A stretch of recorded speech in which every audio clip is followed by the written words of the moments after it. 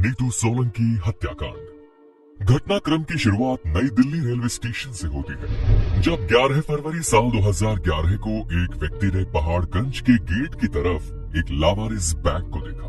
ये कोई सामान्य बैग नहीं था, बल्कि इस बैग में से जो लिक्विड रिस रहा था वो किसी इंसान का ब्लड था।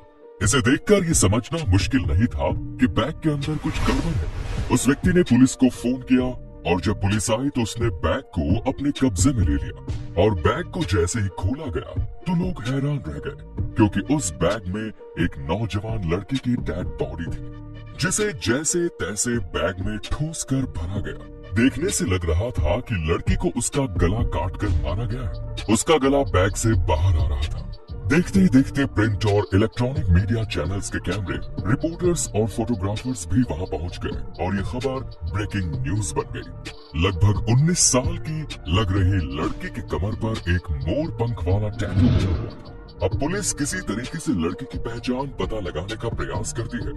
आगे क्या हुआ जानने के लिए वीडियो में आखिर तक आप जरूर बने रहिए। पुलिस डेड बॉडी को अपने कब्जे में लेकर पंचनामा करती है और फिर उसे सब्जी मंडी के निकट एक हॉस्पिटल में पोस्टमार्टम के लिए भेजती है। सबकी पहचान का पता लगाने के लिए उसकी अलग अलग एंगल से फोटो भी ली जाती है और फिर उसे मीडिया में सर्कुलेट कर दिया जाता है। इसके अलावा इसके पोस्टर और पंपलेट्स भी बंटवाए जा रहे थे। इस घटना को 3 दिन बीत चुके थे, लेकिन इसके बावजूद किसी ने भी बॉडी को क्लेम नहीं किया। दूसरी तरफ पुलिस ये भी पता लगाने की कोशिश कर रही थी कि आखिर रेलवे स्टेशन पर वो बैग रखा किसने। वहाँ मौजूद सीसीटीवी कैमरास के सभी फुटेज खंगाले गए, परंतु कोई भी ऐसी फुटेज नहीं मिली जिस एंगल से उस बैग को रखा गया था। उसमें कोई भी व्यक्ति बैग को रखते हुए नजर नहीं आया। इसके अलावा पुलिस ने सोचा शायद कोई ट्रेन से उतरकर बैग को रख गया होगा।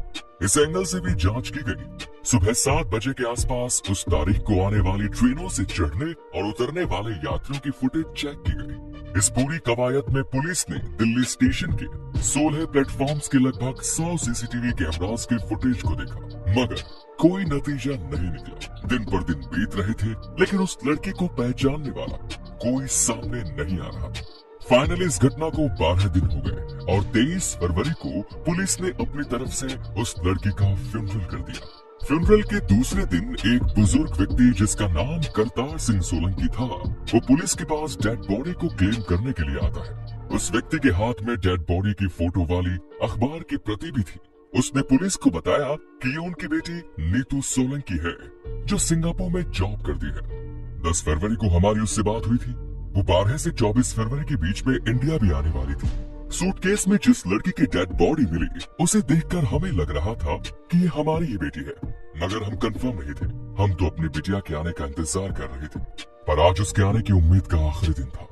24 फरवरी का दिन भी बीत रहा है, पर वो नहीं आई। तब हम आपके पास आए हैं।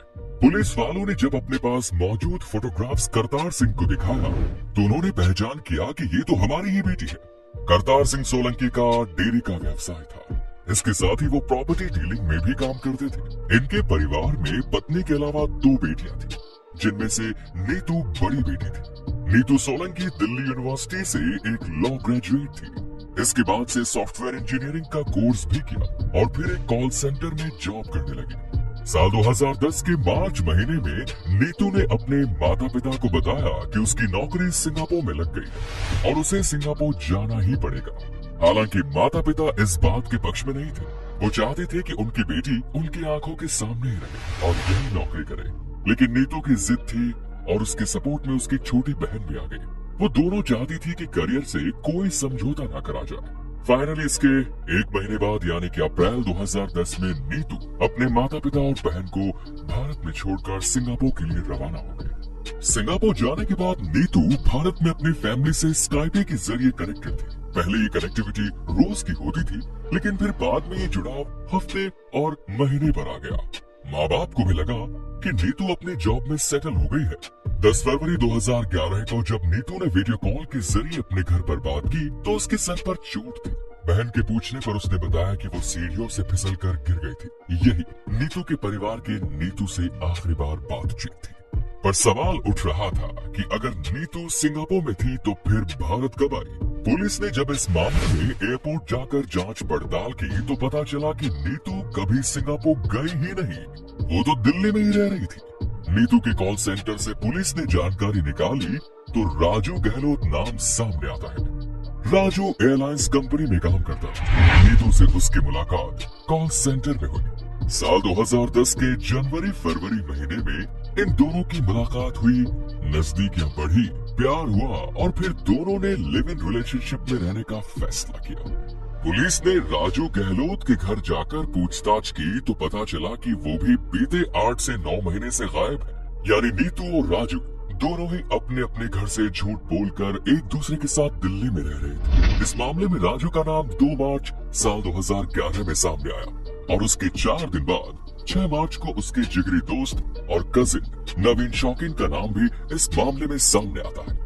पुलिस ने नवीन को उठाकर पूछताछ की तो जानकारी मिली कि नीतू और राजू जब एक दूसरे से प्यार कर बैठे तब इन्हें पता चला कि इनका तो गोत्र एक ही है, यानी कि इनकी शादी नहीं हो सकती।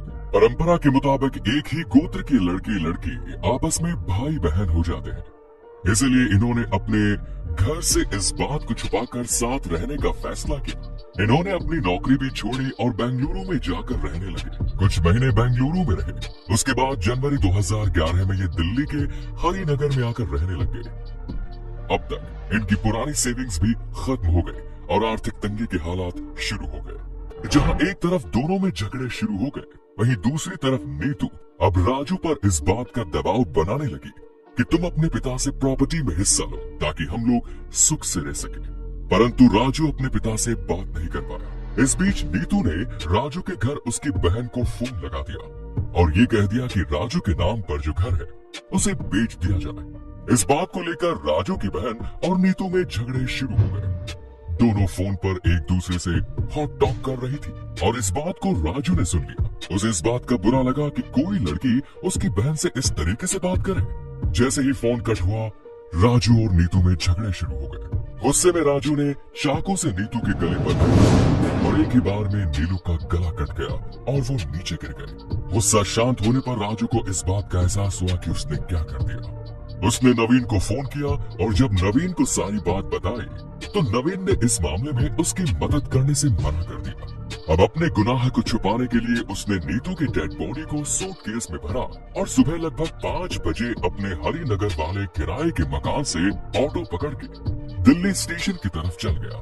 ये दूर जाकर डेड बॉडी को डंप करना चाहता था, लेकिन स्टेशन पर बैग स्कैनर लगा था, जिसे देखकर वो दूर खड़ा हो गया और बैग भी इसने वहीं छोड़ दिया।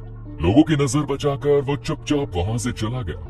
इसकी किस्मत अच्छी थी कि ये सीसीटीवी कैमरे की नजर में नहीं आया। इसके बाद जो हुआ वो तो आप जानते ही हैं। बैग को लावारिस छोड़ने के बाद राजू सबसे पहले अपने घर आया, घर की साफ सफाई की, मकान मालिक का रेंट चुकाया और वहां से अपने दोस्त नवीन के घर चला गया। वो वहां 3 दिन रहा, लेकिन जैसे ही मामला मीडिया में उछलने लगा तो वो नवीन के घर से भी चला गया। इसके बाद पुलिस राजू की तलाश करने लगी।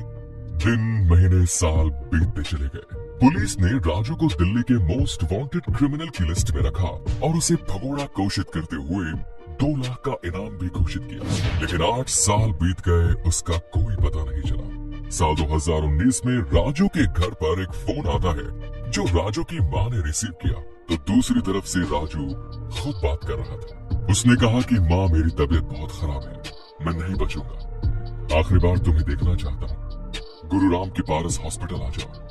राजू का पूरा परिवार हॉस्पिटल की तरफ रवाना हुआ।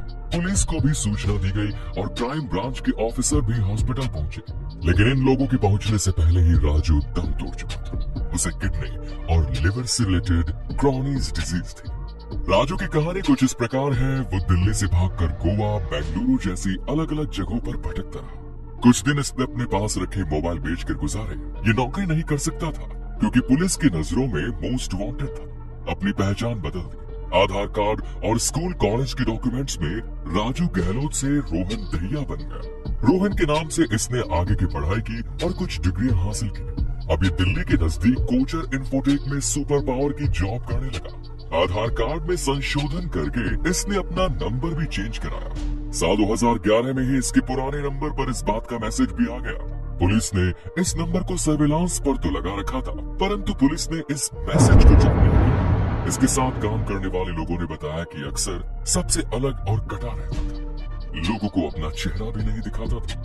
आगे चलकर इसकी तबीयत खराब हुई तो स्टाफ के लोगों ने इसे गुरुग्राम के पारस हॉस्पिटल में भर्ती कराया। 17 जून को हॉस्पिटल में एडमिट हुआ तो डॉक्टर ने पहले ही बता दिया कि अब नहीं बचेगा।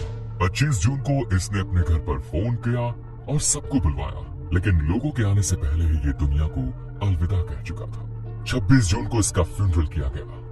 कातिल अपनी मौत मर चुका था, इसलिए पुलिस ने केस भी बंद कर दिया। लेकिन नीतू के परिवार वालों को लग रहा है कि पुलिस को कोई गलतफहमी हुई है। बीते 8 सालों में पुलिस ने कभी भी इस मामले की कोई अपडेट नीतू के परिवार वालों को नहीं दी। उम्मीद करते हैं इस घटनाक्रम के बारे में आप अपनी राय कमेंट्स में जरूर देंगे। धन्यवाद।